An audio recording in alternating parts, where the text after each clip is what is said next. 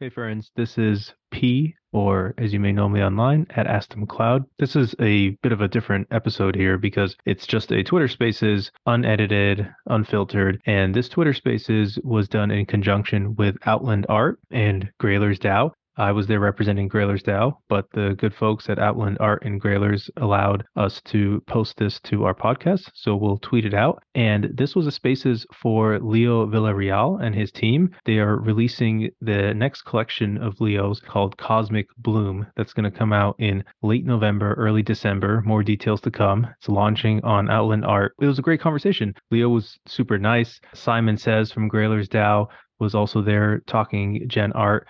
And Leo had some really interesting thoughts. I learned a lot about him, learned a lot about Cosmic Reef. So, for those of you who don't know, Leo was a part of the Art Blocks curated Series 6 with a collection called Cosmic Reef. And he actually is a very well known artist outside of the Web3 world. He's done a lot of fantastic work with light installations, San Francisco Bay Bridge, and a lot more that he talks about in this spaces. So, just wanted to give a quick intro for this. Hope you enjoy it. I'm Chris Liu. I'm the Chief Artistic Director at Outland.art. We are a art NFT platform and also a digital magazine looking at the intersection of art and technology. Super honored to be able to do this Twitter space with Grailers DAO, with Asta and Simon, and even more so honored that we have Leo Villareal here to speak with us, to be talking about the new NFT project that he's doing with us at Outland, and also for all of us to talk about generative art and really what Grailers has been so focused on. Simon, do you want to hop on? Sure, yeah, happy to sort of do a quick intro. Hey all, I'm Simon with Grailers DAO, and also spend my day job working with crypto for charity. Getting people to donate crypto assets. Big Gen Art fan, big collector on both ETH and Tezos, and also fun fact as we're here with Leo, would have been, I think, very difficult for us both to foresee this day coming, but we actually met first 14 or 15 years ago when my wife helped to install Leo's big project Multiverse at the National Gallery, which is a fun all this coming full circle. That's amazing. That's so cool. Absolutely. Yeah, and go ahead. Oh yeah, I'll just quickly introduce myself. I go by P. My name here is Aston Cloud. I'm a member of Grailers DAO and also have gone full time Gen Art, creating a podcast and education tools through what we're calling Collectors Corner. That's also listening here, and am really excited to be here because I've really fallen into the generative art rabbit hole, not having a ton of artistic exposure or experience even a year ago, and just love it. So happy to talk through any of these and excited to see Leo is putting out and what you all are doing with Outland Art. Great. I wonder, this might be a nice way just to kind of frame the conversation around generative art. Obviously, Leo has been doing this for so long, well before the advent of NFTs. And love to hear from both Leo, but also from Simon and P, just in terms of, what draws you to this medium and especially, in this moment of the last few years. Well, I guess, I've been working with code for over 20 years. I studied sculpture way back when, and then got into technology in the early 90s, and eventually found my way to light sculpture. So it's always been about, light, but driven by code. So I've been, developing my own custom-made tools for over 20 years, and working with a lot of creative coders. So it's very exciting to see, the developments in the NFT world and a whole mechanism for being able to connect with a new audience and to be able to distribute this kind of work. So I'm personally thrilled and really, really excited about this new format. Yeah, I mean, for my part, I really stumbling into, I'd say, the sort of generative art NFT scene last year is like the thing that really made, it made NFTs click for me, right? It made like collecting art on chain really click in a way that it just hadn't before, where it's sort of integral to the art itself in this fundamental and foundational way. Um, and more generally, I just love as we get more digital in all things, the fact that we're able to create these beautiful art experiences and just gorgeous and interesting and thought from code is such a fascinating kind of I don't want to say evolution because it like degrades what's come before, but it's a fascinating progression and sort of new slice of what's happening in the art world. And it's been sort of very exciting to me ever since, and I haven't really stopped paying attention. Yeah, and for me, coming from a different background, I studied engineering, like biomedical engineering. I was a doctor and working as a doctor, but always really fascinated with technology. And I feel like generative art is this incredible intersection of technology, aesthetics, art, beauty, and also culture that's emerging.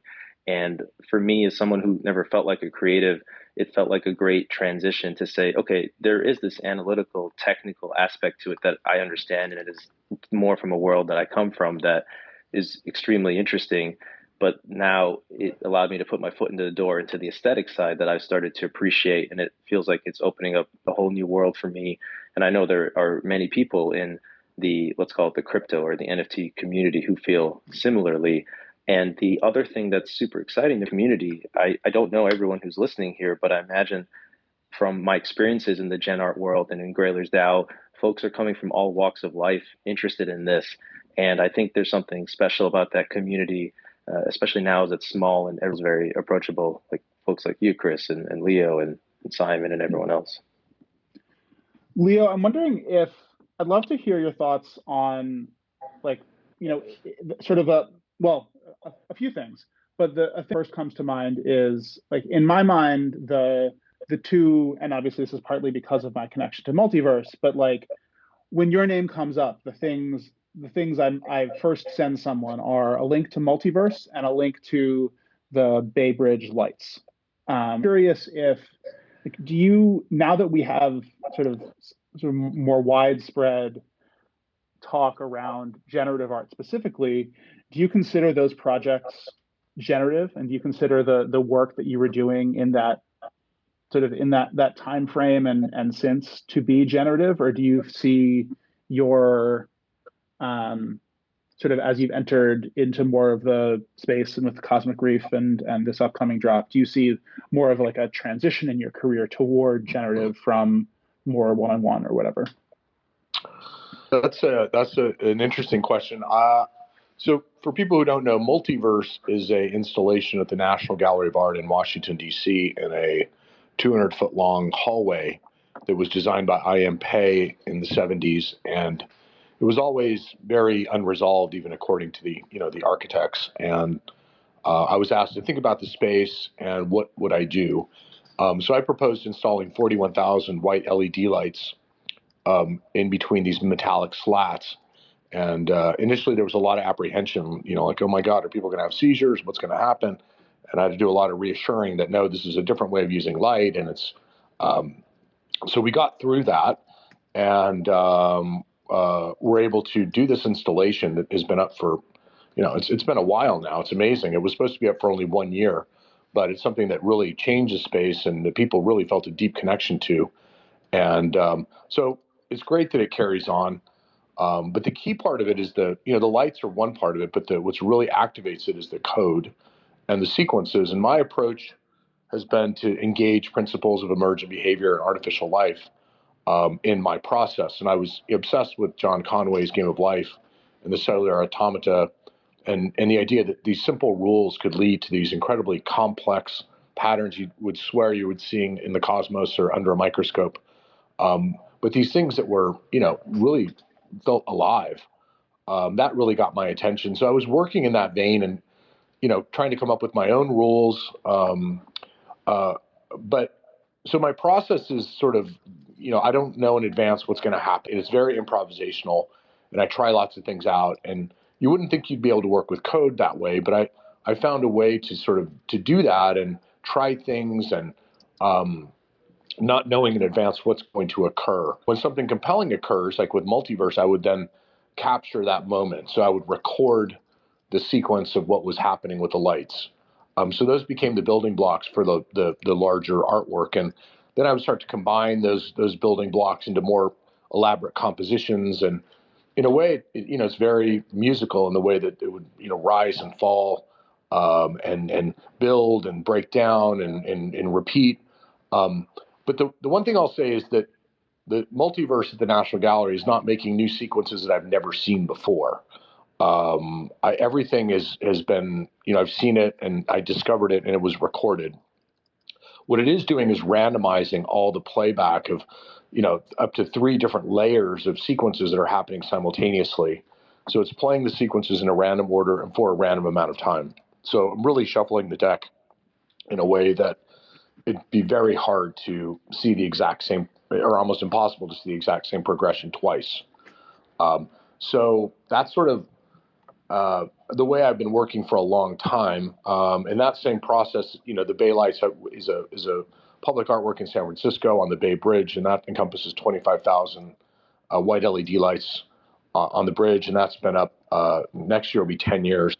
But the new things I'm working on, the latest project is the Illuminated River in London with 9 bridges over the Thames. And for that project, the code we developed actually is generative. It's not pre-recorded sequences.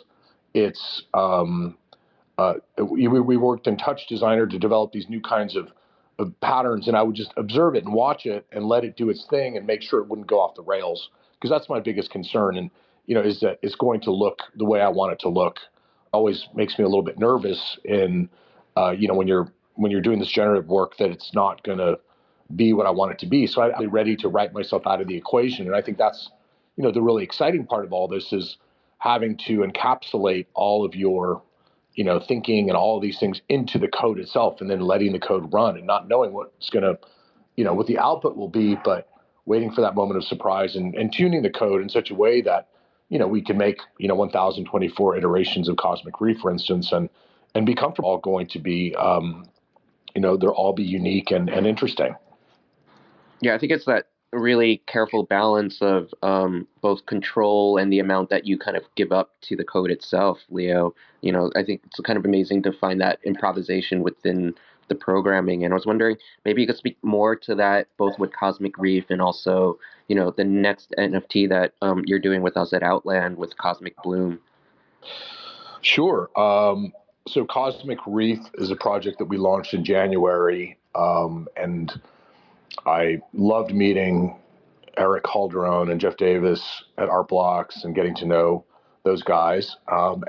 Really, I guess it was around this time last year that I went to Marfa, my family's from, and they had opened a space in Marfa, which kind of blew my mind, and that they were talking about, the work of Donald Judd, the Chinati Foundation, and all these inspirations in connection with the generative art world was really thrilling to me. And so I went to meet them, and there were hundreds of crypto people in Marfa, which I loved also. And everyone's like, why are we here? What are we doing? And so, Eric is sort of connecting all the dots to, the history of art and, kind of rule-based things. So that was super interesting. So Cosmic Reef was, 1024 iterations, and it was for me, it was I just take a piece I'd made somewhere else and kind of adapt it to be an NFT. I really wanted to understand deeply the format of like, what is this, and how can I make something that's really like native to the whole format and platform. So it was definitely a steep learning curve, and learning to work with 3JS and realizing what we could do with that, and what we could do in a browser. That was the first kind of major epiphany I had. I was like, whoa, this is really powerful, and I can do some amazing things with this. And then understanding the generative aspects of it, and how do we create features, and how do we, how can we build all this stuff into it? So it's really, that was super thrilling, and I learned a lot, and it's been amazing to see the way that the community, has engaged with the artwork. And I've met so many people, and in a way, it's really just opened up my work and made it accessible to a lot of people who don't necessarily have access to my sculpture.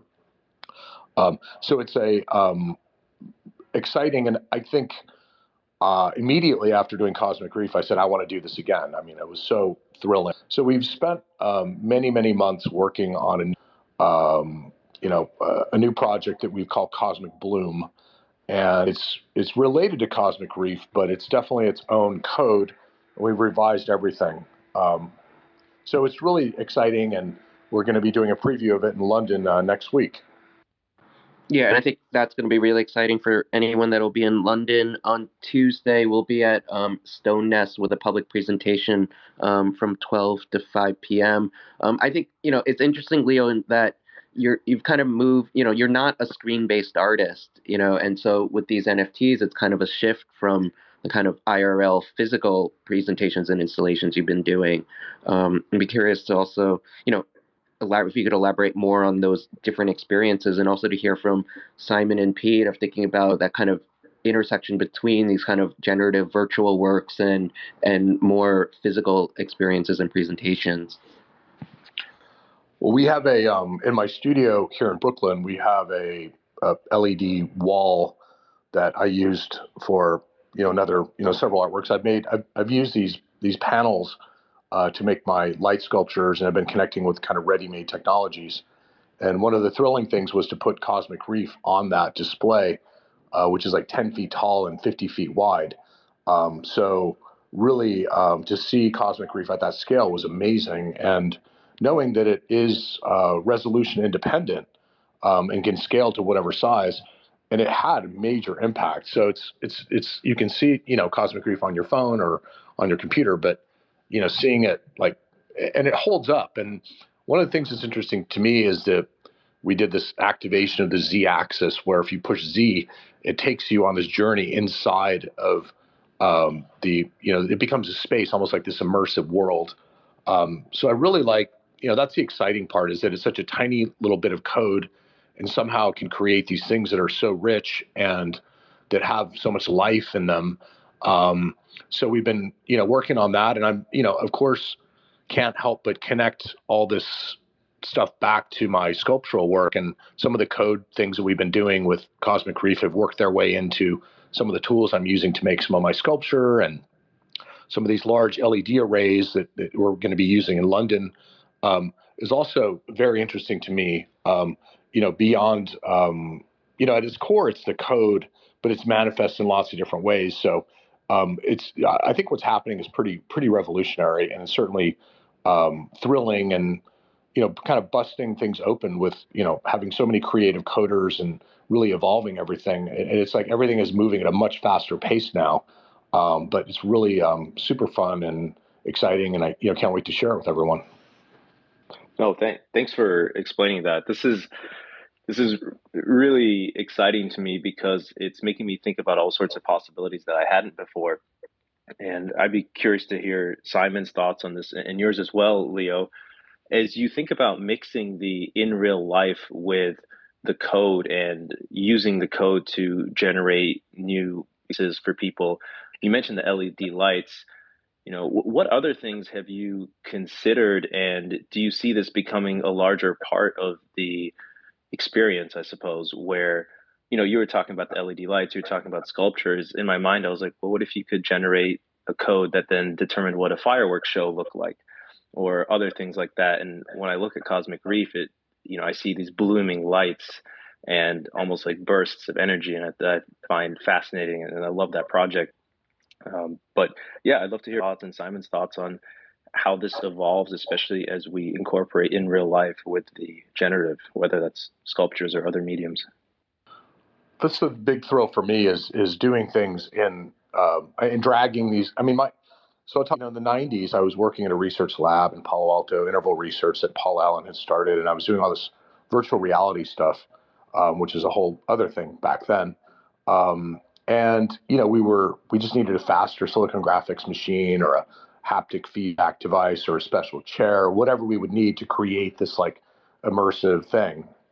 And so I was working on that, and I was a summer intern, and ended up going out to Burning Man in 1994. and which blew my mind. And I've been back every year since. But what I found at Burning Man was that you could create these immersive experiences for people, or things that were communal, that would bring people together.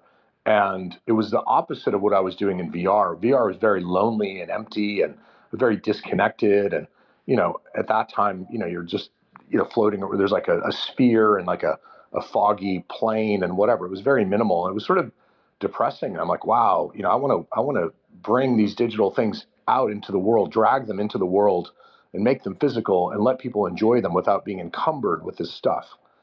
So that's the path I've been on for a long time, and using light to do that. So I guess it's kind of going both ways. I like the NFTs can travel and do all the things that they do, um, and connect with new audiences. It's hard for me as a sculptor sometimes. I miss the physicality of them, but that's part of the deal. But I'm working on both sides of that, and trying to create these immersive moments. And I think there's a very rich intersection with all this stuff, and that all of it can coexist, but it's definitely cross-pollinating. And I think the future is very interesting, and especially with when you mentioned fireworks, the drones and all these kinds of things. And we have amazing technology now with lasers and drones, and I mean, just unbelievable stuff that we've never had before. And connect to code is like amazing. And we can replicate a lot of the things that we see in nature, and things that kind of we connect to on a universal level, whether it's like a sunset or the movement of water or fireworks, or things that somehow elicit joy in us. I've found that we can distill those things into code and make those things portable and give them to more people, which is really, really fun. Yeah, I think from my end, thinking about what we can do in person, there are two specific entities that are like experiences that really jump out at me, that I've had. Right, one is some of the Bright Moments stuff they've done. Right, where like I particularly remember I went down last autumn for a mint of a new series from Jeff Davis called Reflections, where you were able to kind of like stand in front of a gigantic screen as the piece was minted. And Jeff was right there to like talk you through it and sort of understand what was going on. And it's this really, immersive and communal experience, a bit about like your piece, which is really, I think, sort of a fascinating way to do it. And then last, I don't know, June, I think it was, around NFT NYC, Artblocks and Samsung had this, like ludicrously large screen. It was like, I don't know, 8 stories or 10 stories or something like that, of like that Samsung had put together, on which was displayed these, amazing works of art, including some cosmic reefs that, truly larger than life, and all these other pieces. And it really, there were pieces there that I had, seen and appreciated, that put them in a totally new light. And there were also some that were like, oh, actually, this isn't as impressive in person. But it really made, especially some of the more interactive and immersive pieces, really shine and come to life in a way that that you can appreciate just on a computer screen.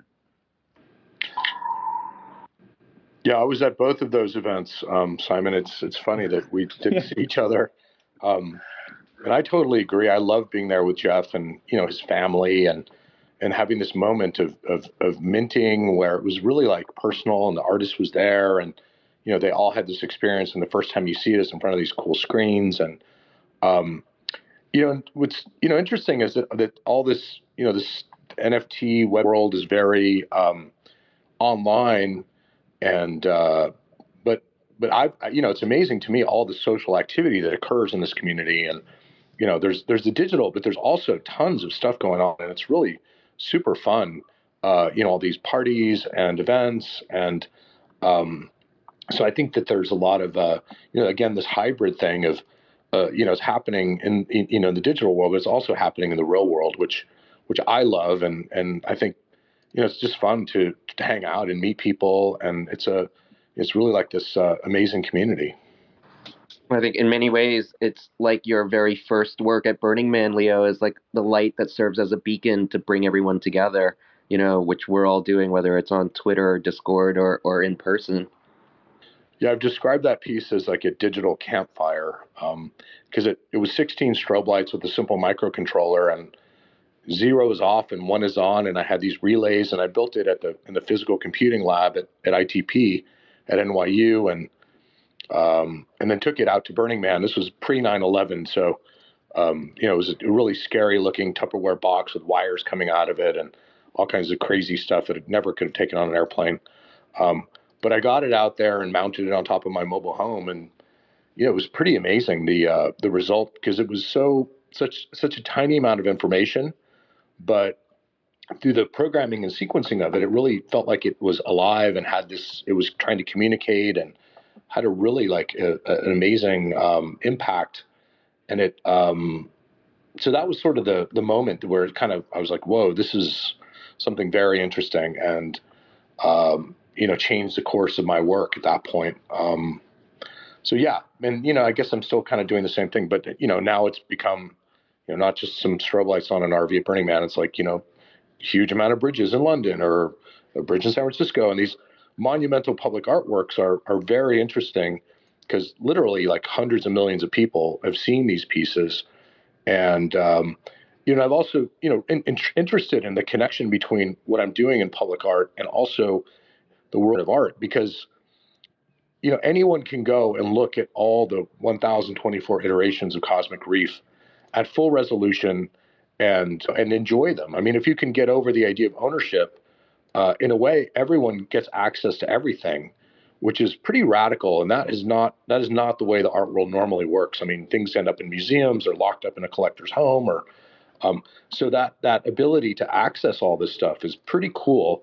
And it's kind of I think that's an interesting thing that is a parallel to some of this other work I've been doing.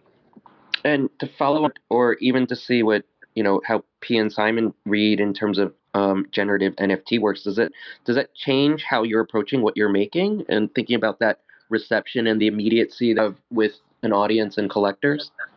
I mean, I love the idea of accessibility, and it's that this work can, it's very much my work, but it's in a different kind of format that just really fun to be able to give it away to friends or family or whoever, and to be able to share it, and that does have a very powerful connection to what I'm doing. So I think I'm definitely committed to making generative art and making having this be a whole part of my studio ongoing, because it's really I think there's something very really important happening with this. And I mean, there's been a lot of ups and downs with all this, and I think that it's an interesting time, because you have people asking, well, why am I buying this? Why is this better than that? And wanting some some questions. And it's like, okay, well, I think I welcome everyone to participate in the space, and I think all artists should have a voice and be creative.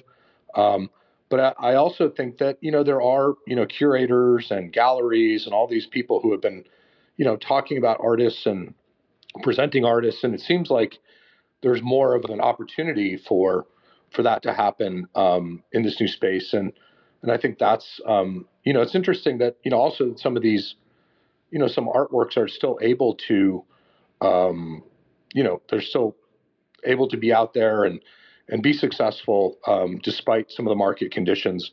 I mean, I just am interested in putting stuff out into the world and sharing my work, and that's really kind of a secondary thing. But it's nice to see that this community is resilient, and that it is robust and can kind of roll with whatever happens, because the world's pretty crazy.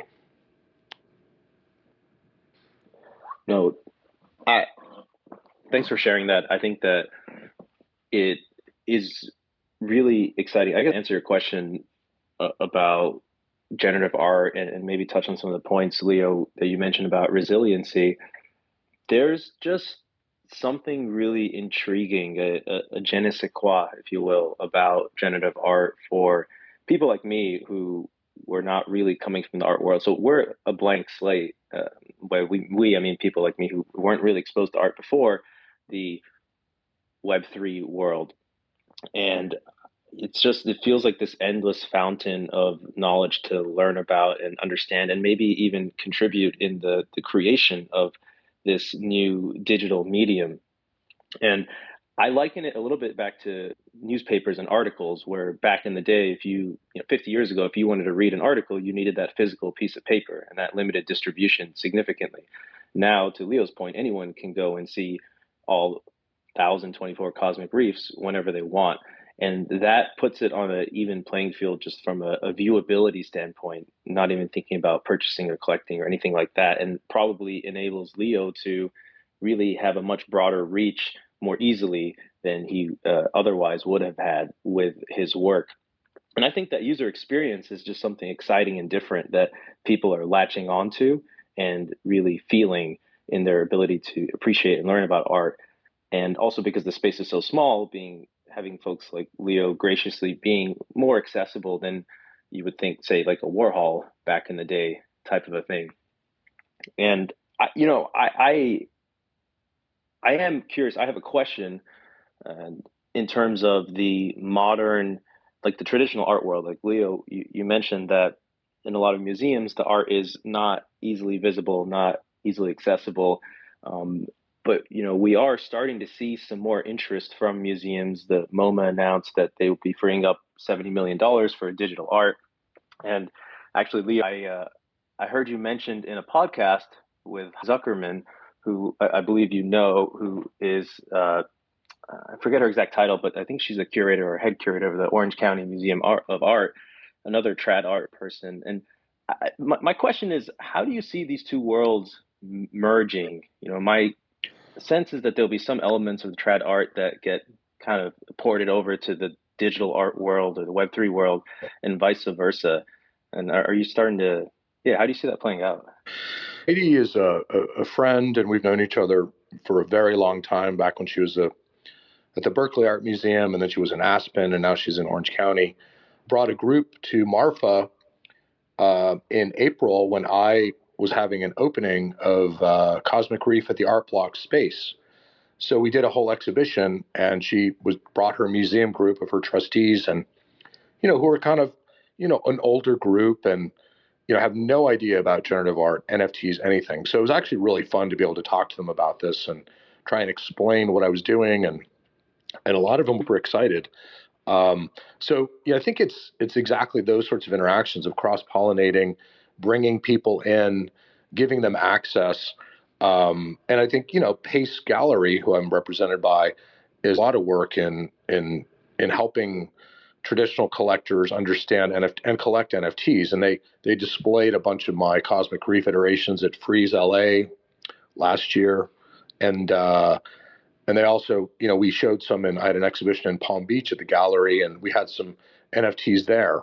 So it's been really a great conversation to talk to them about what it is and how it connects. And so I think all these things are breaking down. And I think the inverse is also true. A lot of crypto people who have never really, been exposed to art are suddenly going to art galleries and realizing, whoa, I can get a physical painting or sculpture, that it's costs less than this NFT I have.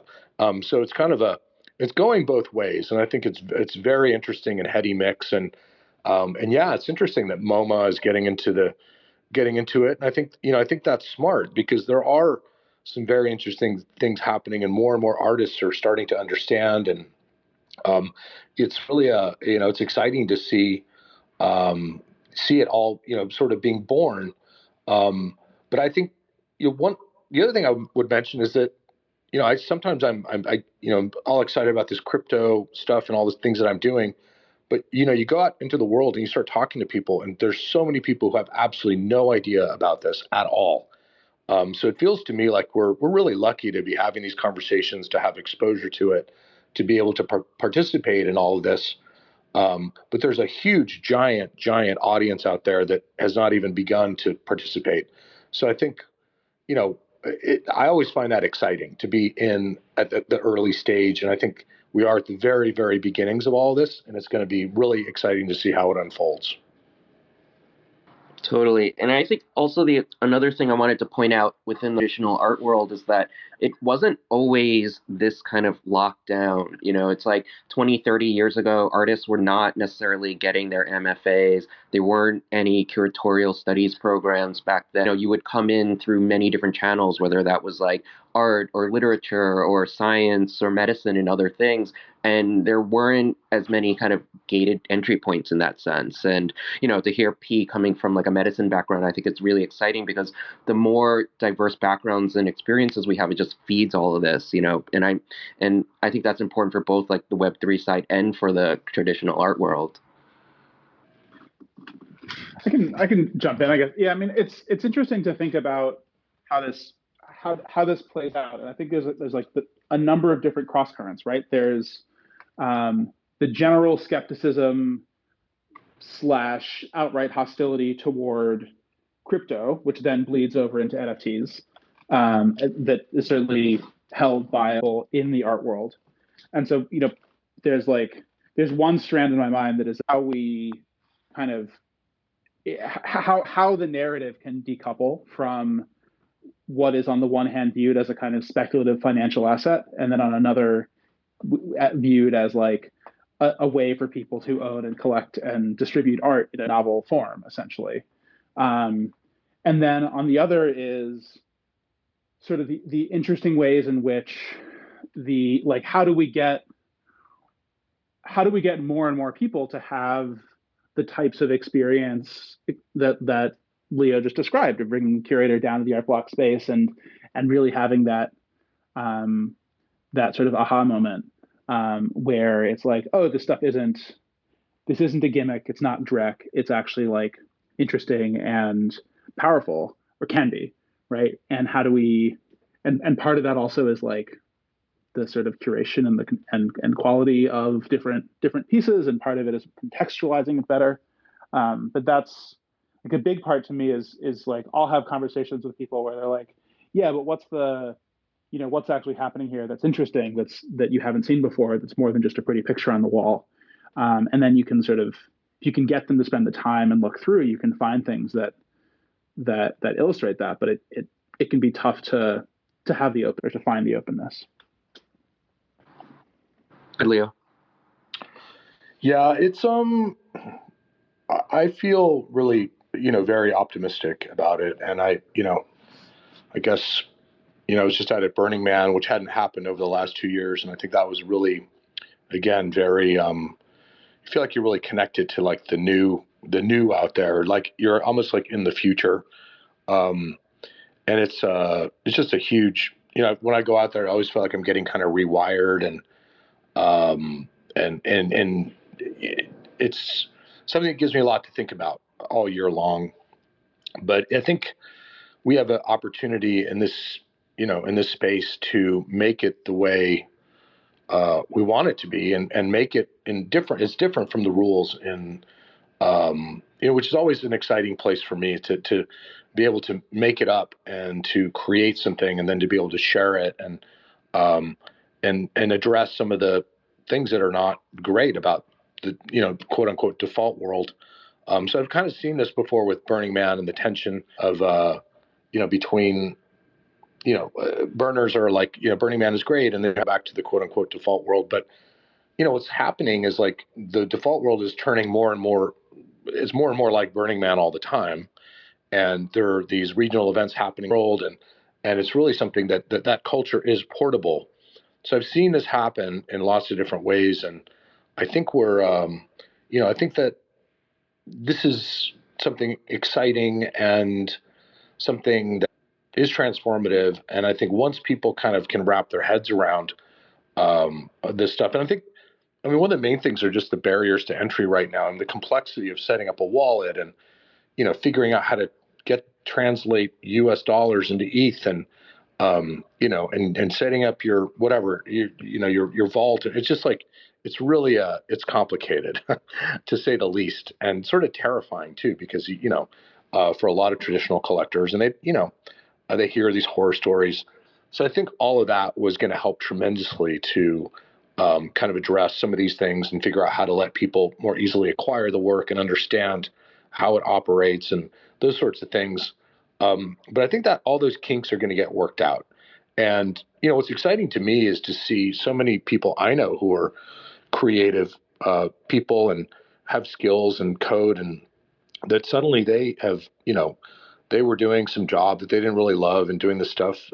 But now they're like, I'm going to make NFTs. I'm going to become a generative artist. And there's like a really exciting wave of people who are getting access to these things. And I think a lot of artists, like traditional artists, are also learning about, through Pace Verso. There's a lot of my artist colleagues at Pace who suddenly are using, P5 and 3JS to make things. And, they're going to be coming out with their own NFTs and certainly a bunch of the things that Outland has been doing with artists. And really, it's a very rich space. And I think we're again, lucky and to be here and to have kind of a front row seat to see how it evolves. Well, in many ways, I would say it's more than a front row seat because because it's so early, all of us have, a hand in steering in what it could be or what we want it to be, which feels really exciting. Yeah, you're right, Chris. We're not spectators here. And that's one of the other things about Burning Man. Everyone is a participant. And so we're not in the front row. We are like on the stage and doing it in a big way. So it's good. Totally. And it's also responsibility in that, it's like, how do you shape it into something that, isn't going to turn into what we see now with like Web 2 and social media? Absolutely. I think, the generosity and kind of respect and all these sorts of things are, are really, really important. So it's, I think, right now, I guess I'm just super focused on Cosmic Bloom, and that's we've been working feverishly on it, and it's been so exciting to evolve and to have more time because I think Cosmic Reef was something that was kind of my first attempt, and I love it. I'm thrilled with the project. It's something that I'm very, very proud of. But I think we've done a lot of evolution of the code, and it's really exciting to see how that can amplify and extend. And we didn't want to undermine Cosmic Reef in any way. So the code we're using is completely different. We did a bunch of experiments of like ways that it could be extended in the language of Cosmic Reef, and it's very, very pretty. There's a lot to work with in that area, and so it's been great to see it evolve and to and again, it shares a lot of the layered qualities of Cosmic Reef, and it has this very dimensional feeling. But it's again, it's just it's more, I think it's more evolved, and I think we're also thinking a lot more about all these things like the features and all these parts that I was sort of new to the last time around. So it feels like we get to address a lot of the things that, or go a little deeper. But I see it as a continuum, and I think that it's a very rich world, and I think it's something that I again have an ideas for like a third iteration and an ongoing.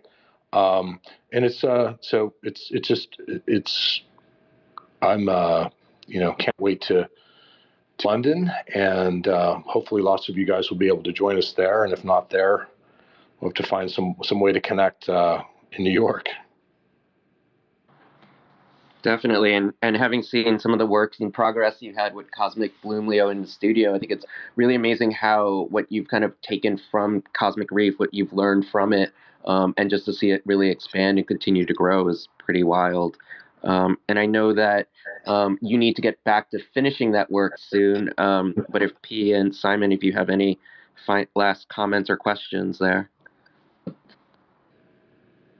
No, nothing for me. Just really happy to hear about what's coming up from Leo and sort of how he sees what he's working on situated within the broader context. And excited to see where we all get to next. Yeah, it's been fun.